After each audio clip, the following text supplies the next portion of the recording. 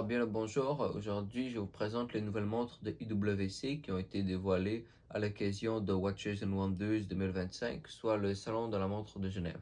Également j'ai fait des vidéos sur les autres marques dévoilant à cette occasion leurs modèles pour cette année et donc je vous invite à aller le voir si cela vous intéresse.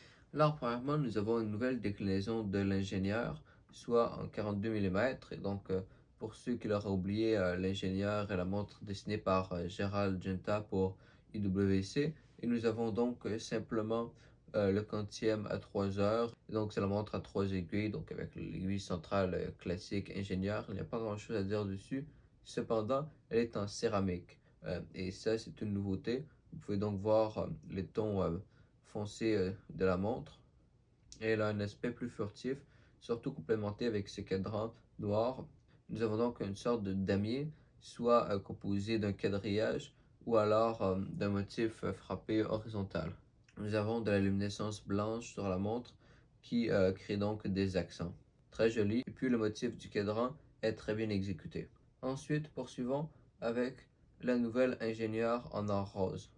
Et donc c'est une première pour IWC qui auparavant n'offrait pas l'ingénieur de des matériaux précieux. Et puis bon, j'ai affirmé que la montre était en or rose, c'est en réalité de l'or rouge. Mais si vous voulez mon avis, c'est la même chose. C'est comme dire or blanc versus or gris. Au final, vous voyez la même couleur d'or que sur une montre en or rose. Nous avons à nouveau la même montre, cette fois de 40 mm, mais ce que je veux dire, c'est que les formes, le bracelet intégré et puis le calibre général ne change pas. Cependant, cette fois-ci, le balancier est entièrement en or rose. Et donc, c'est une jolie montre plus sport et qui sera certes plus flashy, mais que IWC fait bien d'offrir. Car l'ingénieur a tout de même un design intéressant et je pourrais croire que certains gens soient prêts à investir une somme considérable dessus pour l'avoir en matériaux précieux. Alors, le quotient perpétuel à cadran bleu. Nous avons un boîtier de 41 mm en acier. Et puis, c'est une nouveauté également le quotient perpétuel dans la ligne ingénieur. Ce n'était pas auparavant offert. Nous avons à 3 heures le quantième, à 6 heures la phase de lune surmontée de l'indication du mois, et puis finalement à 9 heures le jour avec la position de l'année dans le cycle déjeuner bissextile. Nous n'avons pas de seconde. Au centre, nous avons donc uniquement l'heure et la minute qui est combiné avec des index avec luminescence. Leur montage est automatique avec un rotor partiellement en or. Ensuite, nous avons une ingénieure 40 mm en acier avec pour la première fois un cadran vert. Et nous avons des accents dans un style de jaune, rappelant pratiquement de l'or jaune. Nous avons l'arrière de la montre fermée.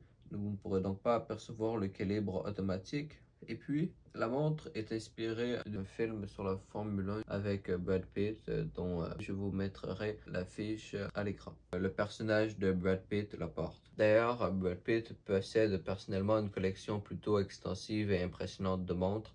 Je vous mettrai quelques exemples à l'écran. Ensuite, une seconde ingénieure en or rose, ou plutôt rouge comme IWC insiste pour qu'on l'appelle.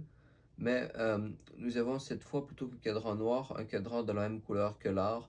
Et donc nous avons droit à une montre vraiment monochrome, sauf pour la luminescence parfois présente. Cette fois nous parlons de 35 mm, donc une montre plutôt de taille moyenne et qui pourrait passer sur des poignets pour femmes.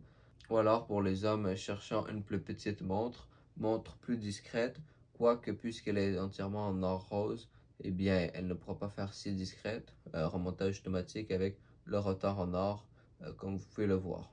Alors certes c'est classique, ce n'est pas vraiment original, il n'y a rien qui est apporté, mais c'est tout de même le genre de montre qu'il est bien d'offrir. Simplement pour les gens recherchant une montre de sport classique et préférant le design d'IWC. Puis pour finir, nous avons une nouvelle ingénieure rafraîchie dans un boîtier de 35 mm en acier. Pas grand chose à dire sur celle-ci. Alors nous la passons rapidement. Remarquez cependant que la masse sciante est ici en or massif, alors que d'habitude, sur ces montres en acier, IWC dispose de masse sciante en acier, et donc ici c'est un bonus bien apprécié.